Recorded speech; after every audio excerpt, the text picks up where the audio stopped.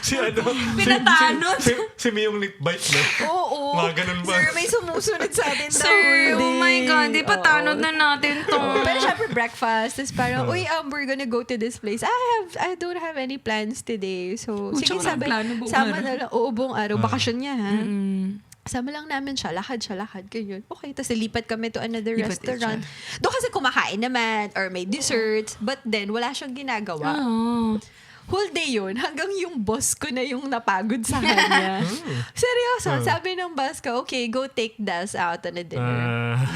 Yung boss ko ang may... Bugaw. Oo. Kasi parang ako, ha? Di ba magdi-dinner tayo? Di ba may work tayo, sir? Oo. As in, siya na yung nagsabi, go out. Kayo Siyempre, nag-effort na dinner. siya buong araw. Oo, buntot siya whole day. So, okay, fine, That's ganyan. Then after that, yun, we kept in touch. He came back to Manila until The Dinkwap Show.